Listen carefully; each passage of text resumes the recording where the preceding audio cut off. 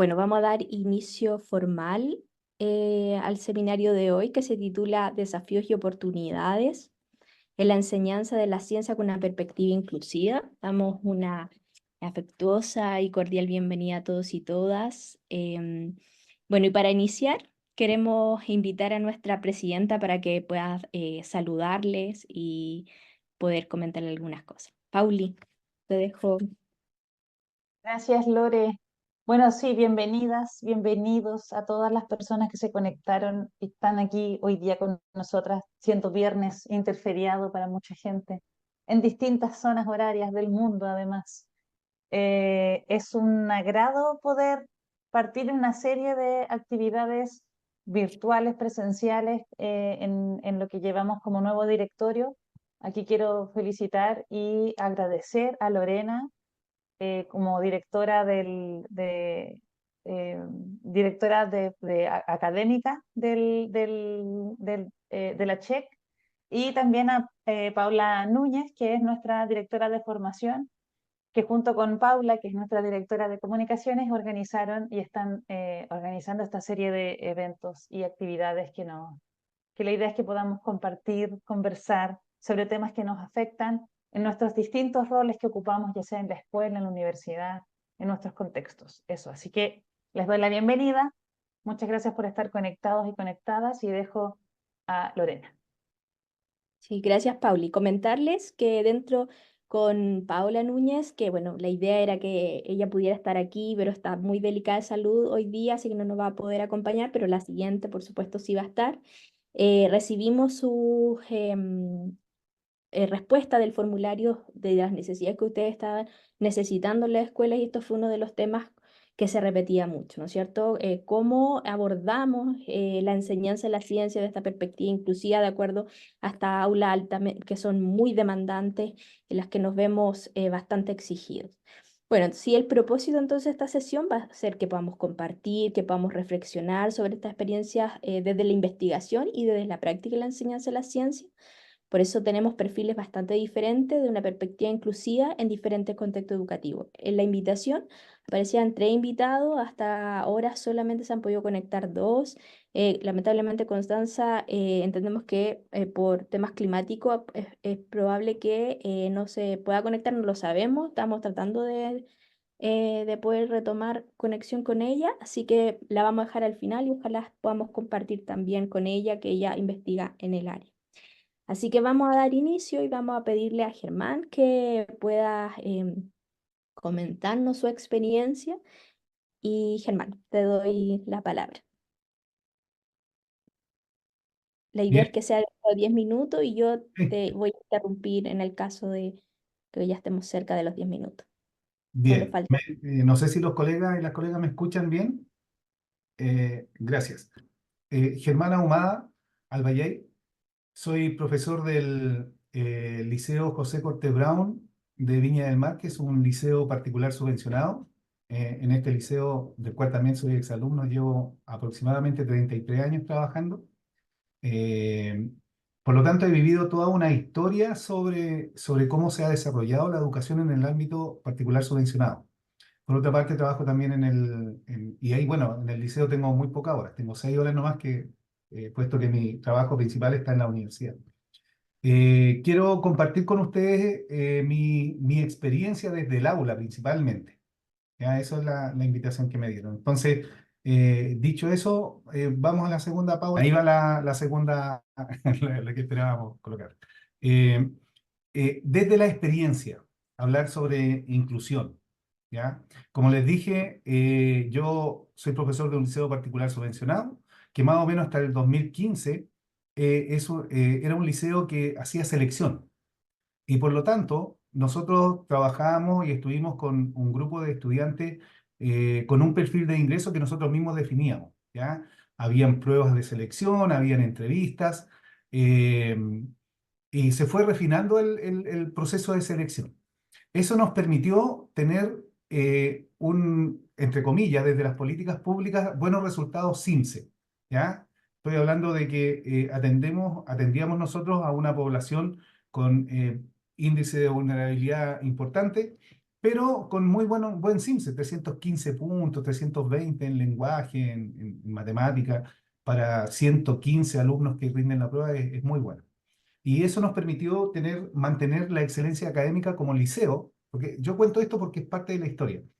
Durante todos los años, desde que se instauró la excelencia académica, ¿ya? O sea, estamos hablando de como 20 años atrás, siempre la habíamos tenido. Pero trabajábamos con un tipo de estudiante que si bien era parte del tipo de persona vulnerable del país, eran de entre ellos los mejores, por así decirlo. Los que estaban preocupados, las familias querían estudiar, etcétera. Entonces, trabajábamos con ese tipo de estudiantes. Sin embargo, cuando aparece la ley de inclusión y nosotros pasamos entonces al sistema de ingreso aleatorio, yo evito usar la tómbola porque se ha desprestigiado el concepto, puesto que hay un algoritmo detrás, cambia todo esto para nosotros en el liceo. Y de ahí en adelante ya aparecen en mis salas de clases al menos un 20% con alumnos diagnosticados, con distintas condiciones, ¿ya? Y bueno, nosotros los profes tuvimos que empezar a aprender el lenguaje. Yo recuerdo específicamente el día que nos presentaron por primera vez a una psicóloga en nuestro liceo. ¿Ya? Estábamos muy contentos porque venía alguien a apoyarnos en áreas que no conocíamos. Yo soy profe de física, así que los conceptos, los desempeños son bien específicos. Bueno, ¿qué ha ocurrido en el tiempo? ¿Qué ha ocurrido en el tiempo desde que empezó este ingreso aleatorio? Obviamente que el año pasado perdimos la excelencia académica eh, y también nuestros puntajes CIMSE que eran de 315 puntos APP, ahora son de 255 puntos APP. Y entonces aparece el desafío. Yo no digo que seamos un mal colegio. Creo que estamos haciendo las cosas, quizás estamos haciendo las mismas cosas que antes, pero con un tipo de estudiante distinto. Por lo tanto, el desafío está en poder adaptarnos a esta nueva realidad nuestra, ¿ya?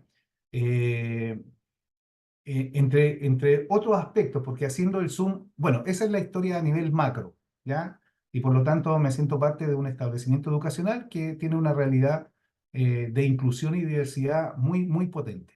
Pero también ahora en el liceo está no solo la psicóloga, está la psicopedagoga, está la terapeuta ocupacional, está la asistente social. Entonces hay un equipo que nos acompaña en esto, ¿ya? Desde la física. ¿Qué ha implicado? Por ejemplo, he tenido que trabajar con otros y con otras, como les decía, en las reuniones de coordinación, que mis colegas me dicen que tengo que hacer un montón de cuestiones y yo las recibo y hago las que puedo. He tenido que aprender conceptos nuevos como las funciones ejecutivas, poner el acento en eso, ¿ya? Que antes yo, insisto, pura física. Cosas nuevas, desempeño, ya no solo conocer, sino desempeñar. Por ejemplo, esto de los primeros auxilios psicológicos. ¿Qué significa poder atender a un estudiante que se desregula? ¿Cómo yo entonces dejo de lado las leyes de Newton para poder aproximarme a este elemento propio de mi nuevo espacio-tiempo del liceo? ¿Ya? Y esto obviamente en el marco curricular del decreto 83 y del decreto 67, que de alguna manera también nos vienen desde las políticas públicas a decir para dónde va la micro como profe. ¿Ya? Eh, en este aspecto quiero yo destacar dos elementos. El sistema particular subvencionado es un sistema donde recibe dineros del Estado, pero atiende a una población que no solo no tiene la posibilidad de acceder a la educación privada, sino que debiera estar en el ámbito de la educación pública. Por eso que para mí me parece muy relevante esta lógica de no poder seleccionar estudiantes, porque me permite a mí como sistema, como profe, poder educar a la población y a la sociedad en su completitud, ¿ya? Entendiendo de que si yo solamente le hago clase a los alumnos que selecciono, obviamente que me va a ir bien, y muy bien desde las perspectivas también de las políticas públicas. Porque ¿qué significa que me vaya bien si me va bien en el CIMSE? El CIMSE mide un aspecto de todo lo que nosotros hacemos. También soy anti-CIMSE, ¿ya? Aun cuando sí estoy de acuerdo en que hay que evaluar y hay que tener evidencia y datos. Pero esta lógica de que el CIMSE nos define también es una cuestión que para mí es al menos discutible. ¿ya? Entonces, en este liceo, cuando yo ahora estoy haciendo clase a la diversidad de alumnos que tengo, estoy aportando a la justicia social desde mi perspectiva, ¿sí? Eh, ¿Qué pasa con las familias? Las familias van al liceo porque antes teníamos, no sé, 800 alumnos para los 115 puestos de primero medio. Entonces, teníamos un montón de familias que querían estar con nosotros y por lo mismo nuestro liceo se nutre de un montón de realidades distintas, ¿ya? Entonces, estas familias están buscando calidad de la educación. Pero, ¿qué significa la calidad de la educación? Eso es lo que me gustaría aquí interpelar en este espacio. Porque yo leí las respuestas, algunas de las respuestas de los colegas que vienen a este espacio a buscar a lo mejor alguna receta. ¿Qué es lo que hay que hacer para atender a la diversidad? ¿Qué debería hacer yo como jefe de UTP, por ejemplo, o mi jefe de UTP? O ¿cuál es la receta para atender a esto? Y la verdad es que en mis años de experiencia con esta realidad nueva, la única receta es que yo como profe investigue el problema que tengo, entendiendo el problema desde la ciencia, pues, un problema que busca una solución, no un problema porque es problemático, sino que es un problema a resolver, ¿ya? Para poder tomar decisiones. Por ejemplo, quería poner el acento en esto. Yo tengo que enseñar algo, ¿sí? Enseñar la física, las bases curriculares, que ahora vamos a empezar a discutir, etcétera. Pero la pregunta que me estoy haciendo ahora normalmente es, ¿qué pueden aprender mis estudiantes de todo lo que yo tengo que enseñar? Y ahí es donde vienen las decisiones que he ido tomando. Y me devuelvo un poco hacia atrás para decir aquí que el trabajo con otros y con otras me ha permitido a mí diversificar mi estrategia.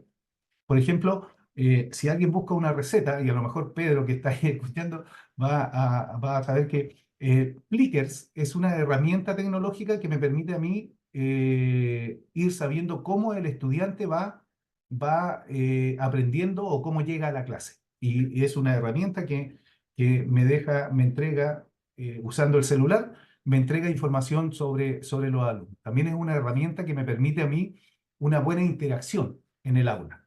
¿Ya? Eh, Alguien me dijo que me iba a avisar a los 2 minutos. No sé si se lo habrá pasado. ¿Voy bien? ¿Voy más o menos? Vas bien, te estoy dando igual un poquito más de tiempo pensando que no Ah, sabemos si ya. vamos a contar con Constanza. Entonces está interesante, pero tampoco va a Sí, ser po. tanto, Sí, sí, para que no me... Germán. Pero si necesitas unos minutos más, Germán, no pasa nada. Ya, en un Adelante. par de minutos más. Mira, estaba yo diciendo que la herramienta Plickers u otras herramientas, hay profe más jóvenes, más viejos, etcétera, generalmente ahora son más jóvenes, porque soy más viejo, que tienen otras formas de hacer con herramientas tecnológicas. Yo uso esta, y esta herramienta a mí me permite monitorear a los estudiantes, porque cada clase hago unas 5 preguntas, eso me queda grabado, y después de cierto tiempo yo puedo transformarlo en una nota, por ejemplo. Entonces, Juliet, mi colega que es psicopedagoga, me ha dicho ya que esa es una de las herramientas que está atendiendo a la diversidad. Porque no solamente voy a hacer una prueba para que me respondan de una sola forma. ¿Ya? Entonces, los plickers es una posibilidad distinta de la prueba. Por supuesto que está la prueba también, pues, la tradicional. Pero en la prueba misma puedo yo diversificar el tipo de preguntas. En la prueba en física normalmente preguntamos problemas, ejercicios, algoritmos. Bueno, ahora ya mis pruebas también tienen aplicación de conceptos, pruebas de alternativa y pruebas de desarrollo, o sea, preguntas alternativas y de desarrollo. Ahí ya tenemos dos formas distintas de monitorear el aprendizaje. Y una tercera es el trabajo en guías clase a clase, ¿ya? Y a las cuales se van retroalimentando. Entonces, he tenido que ir aumentando mi fondo de conocimiento asociado a la evaluación para poder monitorear mejor el aprendizaje de mis estudiantes, ¿ya?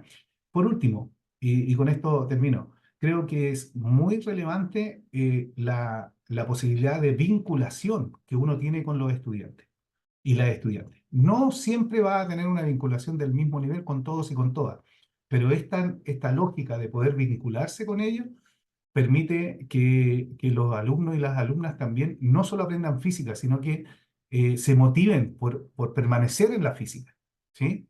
Eh, y también a mí me ha permitido ir aprendiendo para poder responder, por ejemplo, a la evaluación docente, cuando me preguntan por cómo yo me ocupo de los aprendizajes socioemocionales de los estudiantes.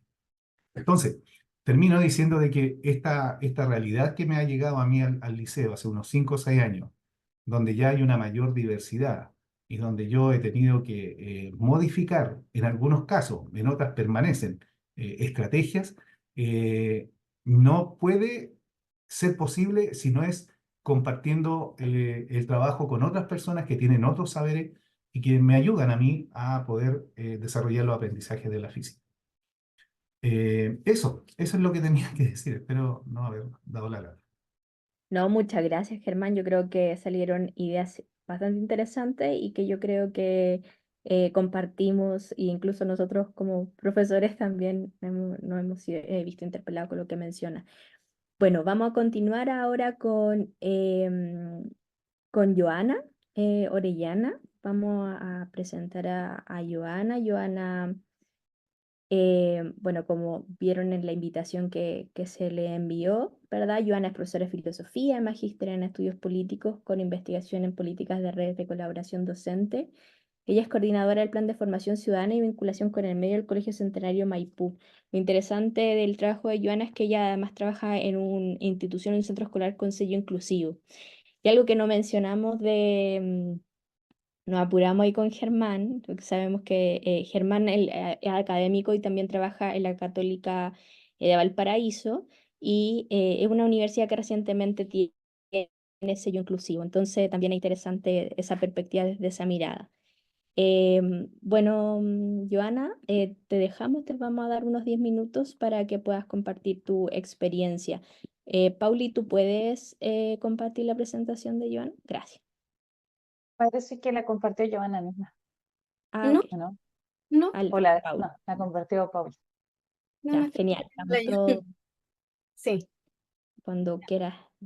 Hola a todos y todas en esta lluviosa tarde. Bueno, mi nombre es Joana Orellana, tal como señalaba Lore. Soy profesora de filosofía, tengo un magíster en estudios políticos y con investigación en redes de colaboración docente, además de un diplomado también en liderazgo e innovación. ¿Por qué lo comento de esta forma? Porque, tal como lo señala Lore, yo trabajo en el escenario de Maipú y tiene un sello inclusivo.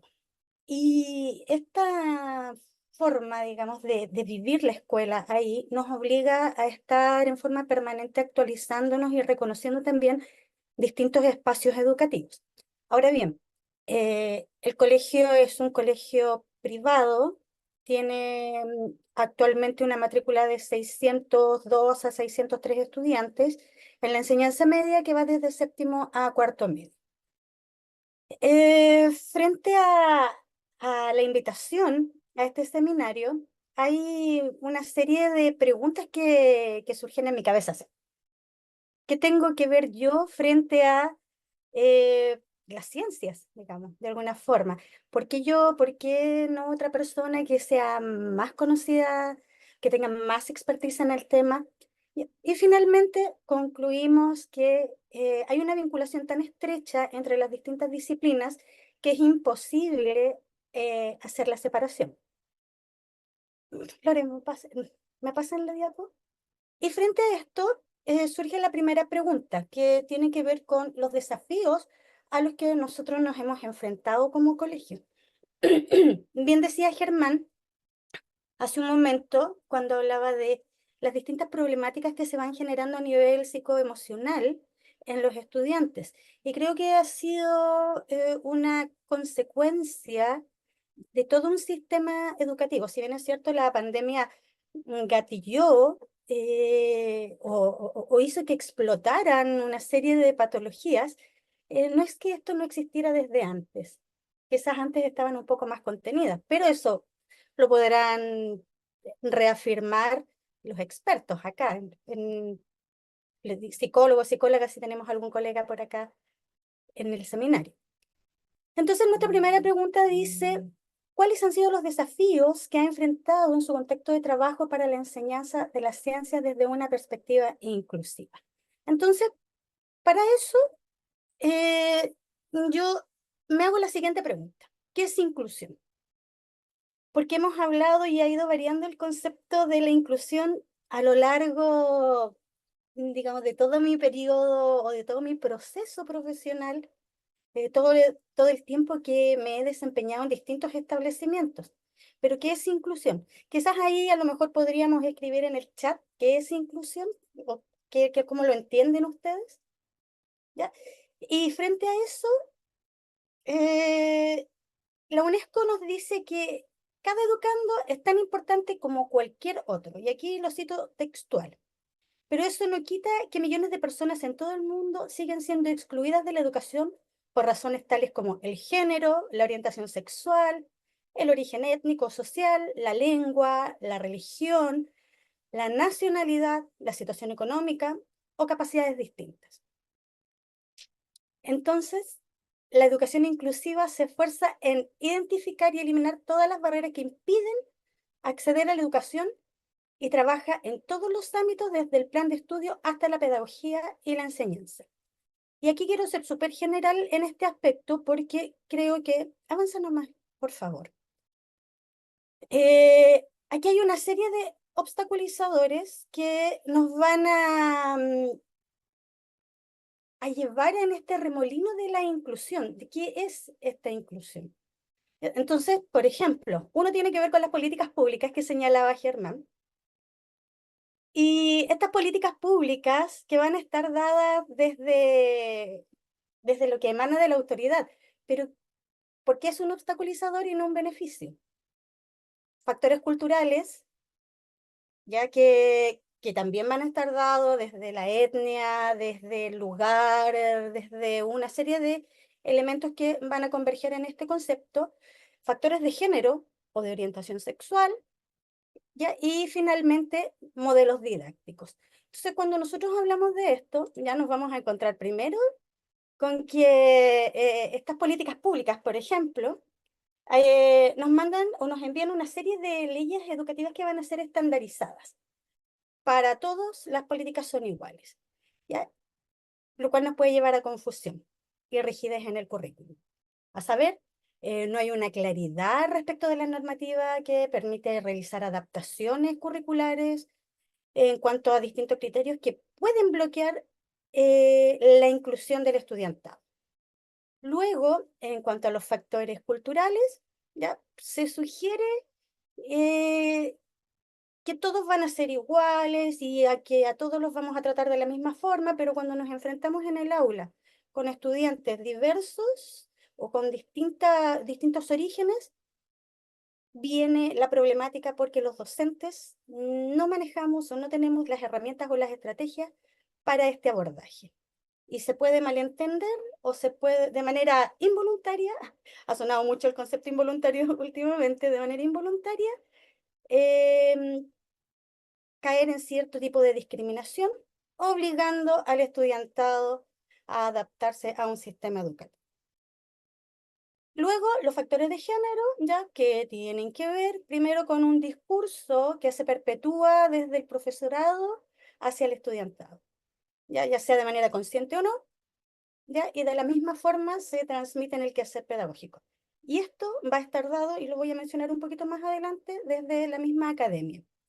Se mantienen los estereotipos de género en el aula, a pesar de que hemos avanzado en esta área y hemos avanzado sustantivamente, todavía se mantienen, y deriva de la formación inicial docente. Y finalmente hablamos de los modelos didácticos, donde nosotros nos vamos a encontrar con una falta de innovación en las clases. Pero ojo que acá yo no estoy estigmatizando a todos mis colegas, ni estoy señalándolos, ni diciendo, usted no es innovador, usted no es creativo, sino que obedece a un sistema que es superior, ¿ya? Un sistema que es competitivo, ¿ya? Ahora bien, frente a eso, nosotros nos encontramos con, aquí tengo 4 recuadritos, ya voy a tratar de hacerlo lo más resumido posible para no pasarme de los minutos. Primero, en la realidad chilena. En las generalidades vamos a tener una problemática y un desafío al que nos hemos enfrentado y que tiene que ver con un liderazgo centralizado. Y este liderazgo centralizado radica precisamente en las direcciones de los establecimientos. Yo estoy hablando muy a nivel general. Luego hablamos de un sistema que es muy individualista, tenemos las evaluaciones docentes, ¿cierto? Las mediciones de nuestros colegas frente a este sistema educativo. Entonces ahí viene nuestro obstaculizador, donde el docente o elige ser innovador o elige ya mantenerse dentro de un espacio laboral, ¿ya? Y tenemos la formación inicial docente. ¿Cómo estamos educando desde la academia? Todo lo anterior genera un aislamiento docente. Luego nos vamos a los docentes y hablamos de la comunidad educativa del Colegio Centenario, y aquí voy a hablar desde mi rol de coordinadora, donde nos hemos visto avanzando en algunos proyectos interesantes que forman parte del, digamos, del mismo proyecto educativo. Cuando nosotros iniciamos con el trabajo interdisciplinario, nos enfrentamos con esta primera barrera que era la rigidez curricular. Tenemos que tomar el programa de estudio y avanzar con esto. Luego fue súper complejo comenzar a desarrollar objetivos comunes. Yo vi, querida, estamos ya, nos queda poquito tiempo. Ya, sí, voy a avanzar lo más rápido posible. Luego, cómo identificábamos los problemas en todas las áreas, no solo en la mía. Y finalmente, cómo hago una retroalimentación efectiva. ¿Qué pasó con los estudiantes? Los estudiantes estaban acostumbrados a las pruebas estandarizadas, a la medición con un documento en papel, ya más allá de hacer un proyecto conjunto donde involucrábamos a las ciencias. Y están acostumbrados también a un aprendizaje competitivo, el que se saca mejor nota. ¿Ya? Entonces, aquí nosotros nos empezamos a dar cuenta de que no había un reconocimiento de las relaciones entre las ciencias con otras disciplinas, de que si realmente hay un equilibrio, si se puede trabajar en conjunto, ciencias con filosofía, con historia, por ejemplo, ¿ya? Y por último, tenemos a las familias, que hablan de la promoción de este individualismo y la competencia. Ese es un desafío. Tú te tienes que sacar una buena nota, tienes que tener un buen NEM, tienes que solo ver por ti, no por el entorno. Avanza, Lore. Ahí. En cuanto a las oportunidades de esta, dale nomás. Ya nos encontramos que una vez que ya nos internalizamos en este proceso, que ya llevamos alrededor de 8 años aprox, los docentes comenzaron a darse cuenta de que hay una flexibilidad curricular, que hay oportunidades de actualización, y esta actualización no solamente es la que yo realizo a través de una institución determinada, sino que también me voy retroalimentando del conocimiento de mis colegas, ¿ya? Logro identificar problemáticas, genero espacios de colaboración, a pesar de que esa es una problemática muy generalizada en los establecimientos, de que no se otorgan los tiempos para que nosotros podamos trabajar en conjunto. Luego, en los estudiantes, hemos avanzado, ya están atendiendo la integración de la diversidad, el aprendizaje transversal, el desarrollo de las habilidades científicas, ya la valoración de la vinculación con el medio. Y nos vamos a las familias, ya, donde asumen el proyecto educativo y empiezan a fortalecer los valores que están ahí declarados. ¿Ya? Hay una disposición al desarrollo de las habilidades transversales y también una valoración a la diversidad. Dale, Lori, por fin. Y dentro de uno más, de los proyectos interdisciplinarios, y aquí quise poner algunos ejemplos, nosotros tenemos las llamadas tesinas de investigación humanistas científicas.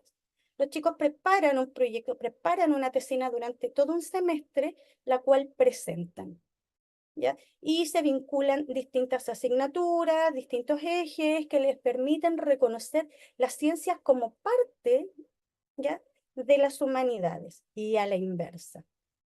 Tenemos trabajos interdisciplinarios, revistas digitales, las cuales involucran asignaturas como matemáticas, ciencia, educación ciudadana, filosofía, salidas y experiencias pedagógicas, ¿ya? Proyectos con otros centros, por ejemplo, con la Universidad de Santiago, nosotros trabajamos en pandemia con un webinar que fue realizado por estudiantes. Ellos se prepararon con temáticas y las presentaron ya a toda una comunidad. Luego trabajamos con un BIME también con la misma Universidad de Santiago, donde pudimos relacionar ciencias, educación ciudadana, matemática, ya, en distintos procesos de investigación, conversatorios interescolares, donde justamente nosotros abordamos el tema de la educación inclusiva. Y finalmente tenemos las academias y talleres. Para concluir, una más, Lore, por favor.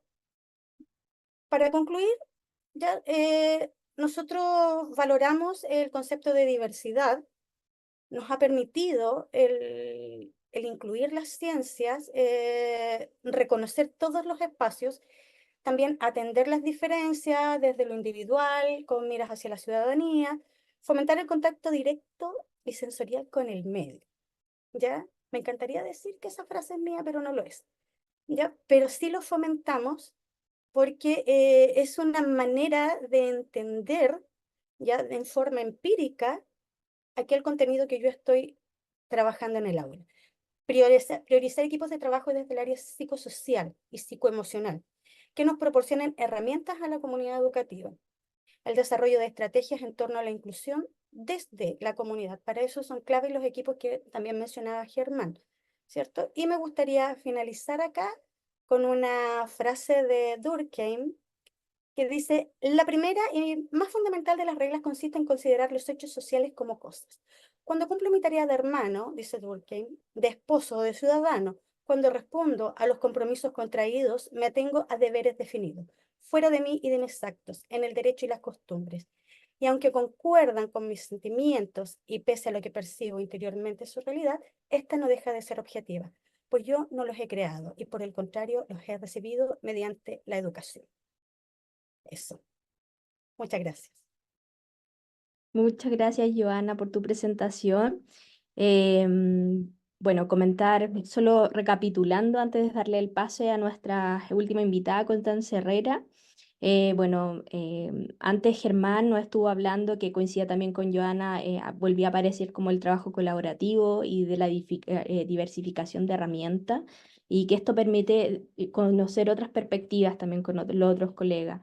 Y como mencionaba Germán, habla de este rol más de profesor investigador, más que buscar receta, ¿no es cierto?, de este profesor investigador, y es lo que avanza también y retoma de alguna Joana también con algunas de las cosas que mencionó, y que es el espíritu del colegio, este trabajo interdisciplinar, colaborativo, donde igual desafía a la ciencia a trabajar con otras disciplinas, y pone en tensión estas culturas individualistas y competitivas de la cultura escolar. Y también trabajan, lo que hace en particular este colegio también, que resaltaba también ella al final, que este trabajo también directo con el medio, de lo sensorial, también trabajar con otras formas de evaluar para darle oportunidades a otros y a otras. Así que vamos a pasar a nuestra última invitada. Ella es Constanza Herrera, es académica, investigadora en la Universidad de Santiago, y sus principales líneas de investigación es relacionar la formación inicial y continua del profesorado para una educación inclusiva. Así que bienvenida, Constanza. Ahí te dejo el tiempo para que compartas algunas de tus ideas y experiencias con nosotros y nosotras. Vale. Hola a todos, a todas. Me escucho, ¿cierto? Sí, ya. Bueno, como Lorena comentó, yo trabajo en la Universidad de Santiago y particularmente en la formación de profesores y profesoras de educación básica, pero también de educación media en la Facultad de Humanidades. Y es de allí desde donde voy a hablar. Aunque no deja de sorprenderme lo conectado que, bueno, por supuesto está la organización que ha elegido, ¿cierto?, a los invitados, pero me llama mucho la atención lo conectados de las ideas que están presentes en lo que nos comentaba Germán y también Joana.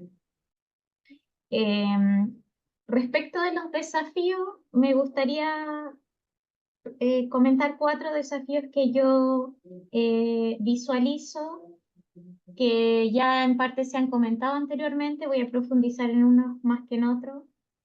Yo creo que un desafío fundamental y que se ha aparecido en las otras dos presentaciones, pero creo que no hay que dejar de hablar de él, tiene que ver con el contexto del sistema educativo en el que nos encontramos. En nuestros sistemas educativos, el profesor queda en una especie de tensión entre las políticas de estandarización y de rendición de cuentas que nos dicen que tenemos que llegar a ciertos logros, ¿cierto? Avanzar, que estamos muchas veces atrasados, toda esa narrativa que se ha ido construyendo en relación con lo que hemos perdido, lo que necesitamos volver a alcanzar, etcétera. Y por otra parte, todas aquellas políticas que al mismo tiempo le dicen al profesor o la profesora que tienen que ser más inclusivos, más flexibles, respetar el tiempo de aprendizaje de los estudiantes, etcétera. Entonces, en esa tensión es que se da la formación del profesorado, pero también su ejercicio. Y ese sistema educativo que hoy día tenemos, que está caracterizado por lo que se denomina la nueva educación pública, que se fundamenta en un sistema neoliberal, está muy relacionado con la pregunta que se hace Joana, y ahí parto a otro desafío, que es ¿qué vamos a entender por inclusión? Y ustedes dirán, bueno, ¿qué relación tiene esto? Hoy día la visión de inclusión que existe en la política pública y que probablemente es la visión hegemónica, tiene que ver con la visión de inclusión que se ha ido construyendo desde los organismos internacionales principalmente y que pone el foco en la inclusión como un proceso transformador, ¿cierto?, de las prácticas y las relaciones al interior de la escuela, que sin embargo pone muy poca atención a a aquello que está a la base de esto y que tiene que ver con la exclusión. Cuando nosotros trabajamos en investigación con profesores y profesoras en formación y les decimos, bueno, cuéntame una historia que hayas vivido en la práctica en relación con la inclusión, y no nos cuentan historias sobre inclusión, nos cuentan historias sobre exclusión. Entonces, en la medida que el trabajo en el ámbito de la inclusión se ha ido transformando, han aparecido también otras perspectivas para mirar de manera más crítica, desde una perspectiva de justicia social e inclusión, para también poner en tensión estas visiones que parecen ser establecidas y que solamente lo que tendríamos que hacer es bajar una visión de inclusión desde la política pública a las comunidades, en vez de esta discusión acerca de cómo construimos y qué significa para nosotros en nuestro contexto una educación inclusiva. La visión que hoy día existe de la educación inclusiva supone o pone el énfasis, esta perspectiva principalmente movilizada por la UNESCO, pero no solo por la UNESCO, pone el énfasis en una perspectiva técnica del profesorado. Es decir, que existirían por allí ciertas herramientas que deberíamos lograr transmitir, especialmente en la formación inicial del profesorado, a los profesores, y que con esto podrían resolver de alguna manera la complejidad de los desafíos que nos encontramos en la escuela. Y desde esa perspectiva se visualiza la inclusión y la exclusión como dos polos. Entonces los profesores o son inclusivos o son excluyentes. Y pareciera ser que si nosotros miramos las prácticas de nuestros profes en los equipos, tenemos de todo eso, igual que nosotros, ¿no? A veces reproducimos un sistema que excluye, porque también estamos metidos en una estructura, pero también empujamos para movilizar ciertos cambios en los espacios que estamos. Entonces, un punto fundamental para mí no tiene que ver con que todos tengamos la misma definición de inclusión. Tiene que ver con la discusión acerca de lo que estamos entendiendo por inclusión. Que no estemos de acuerdo sobre lo que es este concepto, en parte es bueno, porque de alguna manera abre la posibilidad a nuevos sentidos, significa que este concepto sigue vivo y que tiene posibilidades de reinventarse en un sistema que lo cierto es que tiende a ahogar la inclusión como principio, ¿no? Y de esta comprensión, y aquí señalo otro desafío, se ha ido construyendo de la mano de esta perspectiva técnica lo que para mí, como en el último tiempo, es la mayor de todas las dificultades con las que me encuentro y que tiene que ver con la sensación de que no estamos preparados. Este discurso que se instala desde el inicio hasta los profesores que uno mira en las aulas y mira en la escuela y dice, oye, pero mira todo lo que están movilizando, qué interesante lo que hacen, porque todo el tiempo se comparan con un ideal de inclusión que es inalcanzable, ¿cierto? Y si no estoy en este ideal, entonces no estoy allí. Y también desde la política pública se transmite y se reproduce esta idea de que hay que formar a los profesores, tienen que adquirir ciertas cosas que no tuviesen y que parece que estuvieran por ahí, que pudieran ser adquiridas. Y esa perspectiva genera, para mí al menos, por una parte, una limitación para navegar en la incertidumbre. La inclusión siempre va a ser la incertidumbre. Como suponer que en un momento vamos a tener esto bajo control, supone no comprender, ¿cierto?, la complejidad de los procesos de transformación social. Entonces, nunca vamos a saber la respuesta y hay que aprender a lidiar con ello en el contexto en el que estamos, y ahí Joana nos mostraba ejemplos de cómo en su escuela, ¿cierto?, lo intentaban. Entonces, hoy día, cuando yo trabajo con las profesoras y profesores en formación, veo que sufren mucho por esa incertidumbre y querrían que la certidumbre venga de alguna parte. Y eso también, esa visión técnica, tiene un fuerte efecto en la creatividad. Como nosotros sentimos que no estamos preparados, entonces no nos sentimos capaces de crear otras cosas, porque nos sentimos que tendríamos que esperar, ¿cierto?, que la universidad, la ATE, el ministerio o la fundación nos dé orientaciones más claras acerca de lo que deberíamos hacer en cuanto a la inclusión. Y es difícil poder construir una perspectiva inclusiva al interior de las comunidades educativas sin estar dispuesto a crear, a equivocarse con ello. Y supone entonces todo un desafío contracultural pensar en la educación inclusiva, formar en educación inclusiva, si es que existe algo como eso.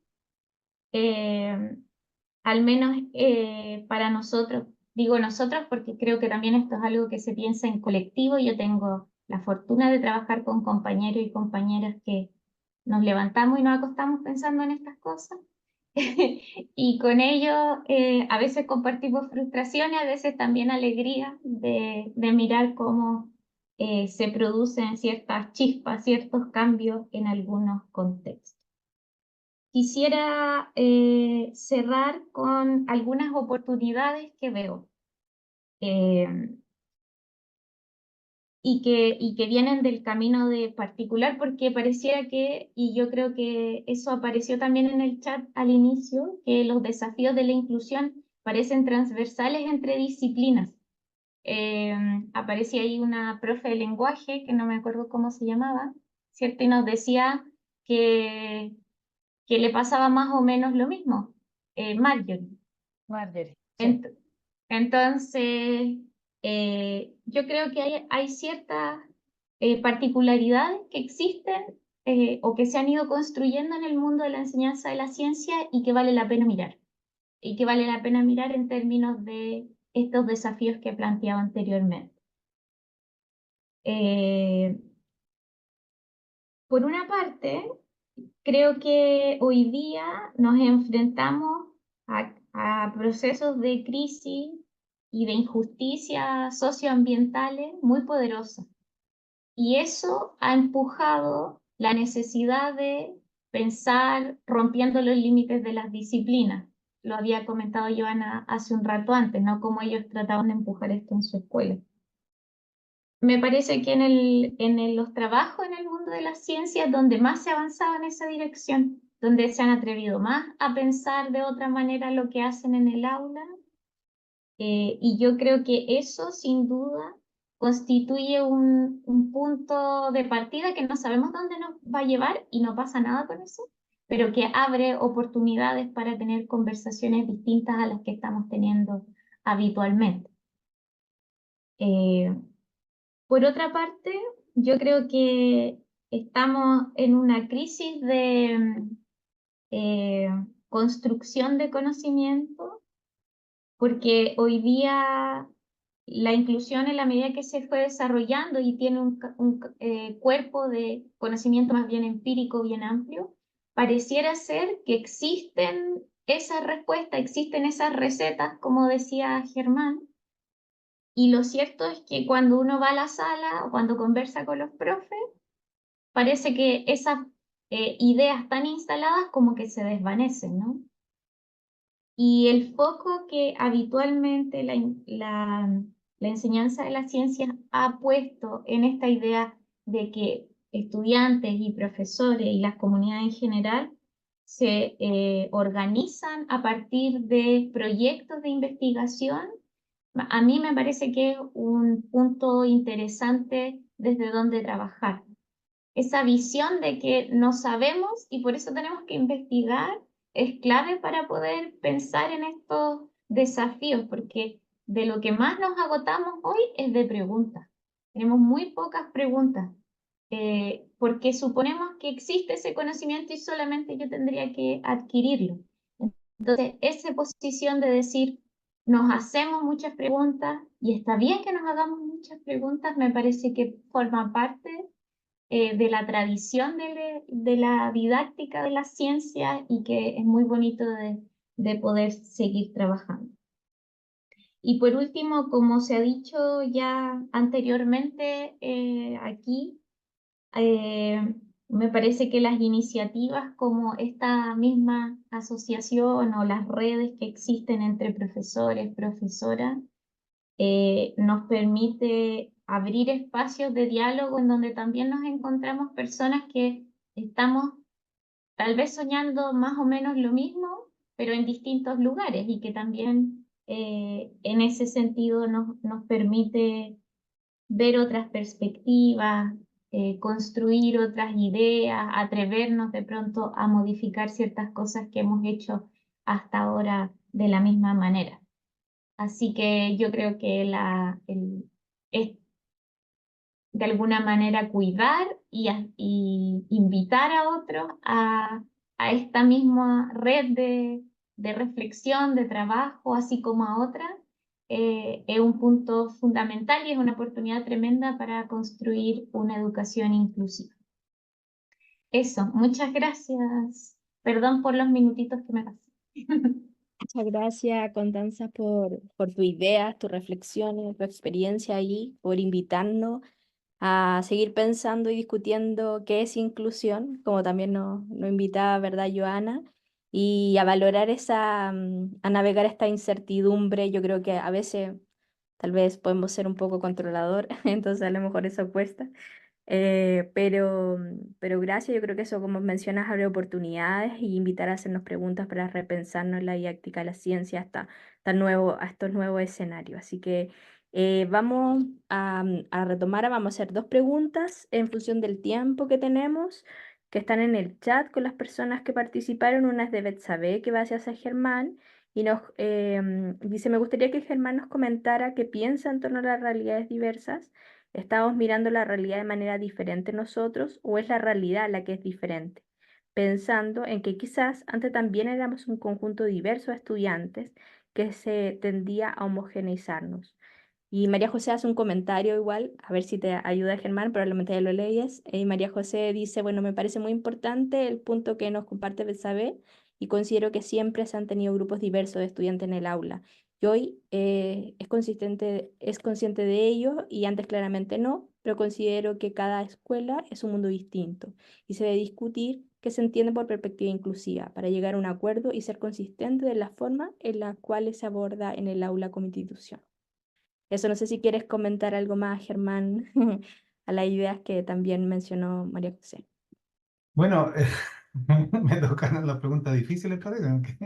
He estado todo el rato tratando de entender la pregunta de la Betsabe. Ya, pero claro, María José ahí también tiene una perspectiva. Yo voy a hablar desde lo que siento, más de lo que pienso. Decía yo que llevo 33 años trabajando en el liceo y hace 20 años atrás como profe no me ocupaba, diría yo, de la heterogeneidad. La heterogeneidad estaba dentro de un grupo de alumnos que eran bastante similares, por así decirlo.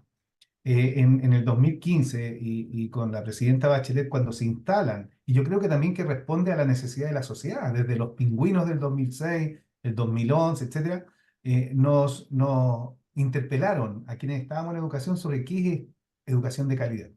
Y desde el 2015 yo creo que he tenido que aprender, Betsabe, a ver la realidad de manera muy distinta como la veía antes. Creo que estoy en una etapa de mi vida como profe que es muy emocionante porque implica resolver problemas, como lo decía Constanza. Yo creo firmemente en el concepto de investigación, investigación-acción y que uno como profe debe explorar. No tiene todas las respuestas. De hecho, les invito también a leer un libro que hemos escrito con algunos colegas, Pretec, donde nos juntamos a discutir sobre nuestras ideas. Y de esa manera nosotros crecemos en todos los conceptos. Entonces, Betsabe me plantea ahí si antes existía esta realidad, yo creo que sí, pero yo como profe estaba lejano. Yo creo que las políticas públicas me corrieron el cerco o la frontera, los bordes, las condiciones de borde de lo que yo entendía. Yo juraba de que estaba atendiendo a la educación pública, de que lo estaba haciendo flor, pero desde hace poco me he dado cuenta que tengo que hacer aún más. Y sigue siendo un verdadero desafío. Comparto absolutamente lo que ha dicho Joana y Constanza en el sentido de que no hay receta. O sea, tenemos que explorar. Para mí, el tema de los pliques me ha resultado excelente, pero a mí, en mi contexto, eso es lo que podría tratar no sé si respondí, pero es lo que siento frente a esa pregunta. No, está bien, Germán, se agradece. Bueno, vamos a la segunda, que Claudia Hinojosa hace una pregunta a Constanza. Dice, me gustaría que Constanza nos comente de su experiencia, si su universidad tiene una perspectiva inclusiva, porque los futuros docentes, si no son formados desde esa perspectiva, es difícil la sensibilización, ya que la formación universitaria es bastante estandarizada.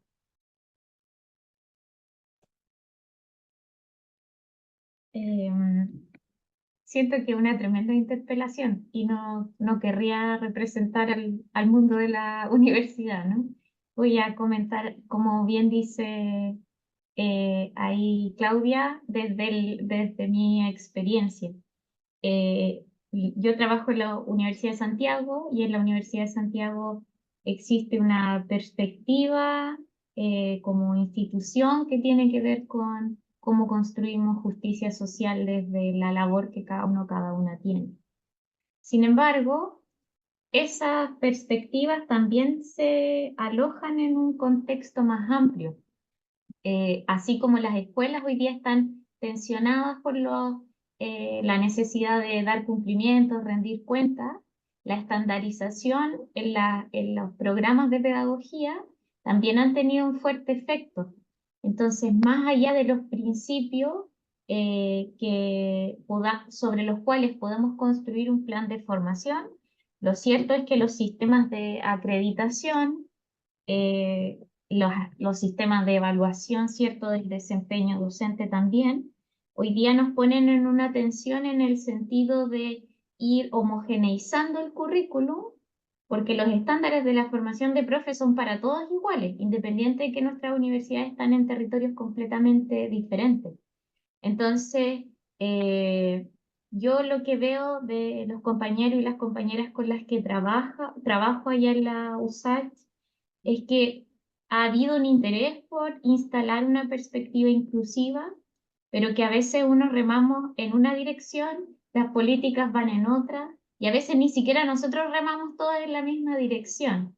La perspectiva más o menos inclusiva, y yo creo que ahí también tenemos un tremendo desafío como formadores y formadoras, no entender nuestra formación como terminada, sino como en proceso también, requiere también de construir una cosa colectiva, porque si no también tenemos planes de formación del profesorado muy fragmentados.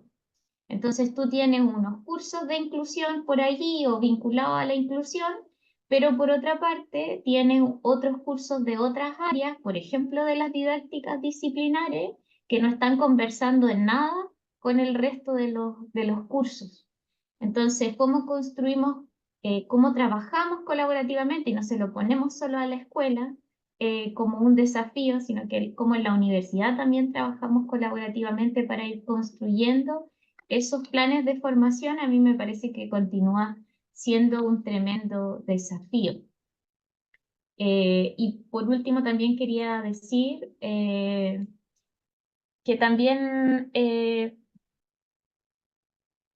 a veces en la formación del profesorado, tanto inicial como continua, nos cuesta entender que estamos todos de alguna manera en un entramado que nos empuja en cierta dirección que no necesariamente es la más inclusiva. Por ejemplo, se ha dicho aquí antes el aislamiento o esta idea de la competencia, etc.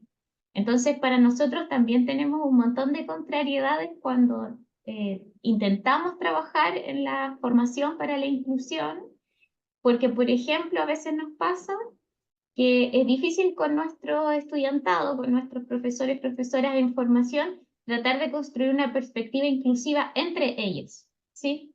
No digo que para nosotros en la universidad como compañeros de trabajo no sea así, también creo que es así. Entonces, vivimos en un momento cultural que dificulta alcanzar cierta perspectiva o posicionarse desde cierta perspectiva, independiente de cuántos cursos, cuántos créditos, cuántas horas tengamos en este tema. Porque mientras la universidad a veces está intentando empujar ciertas cosas, también tenemos una serie de otras influencias sociales, culturales, que están yendo en otra dirección.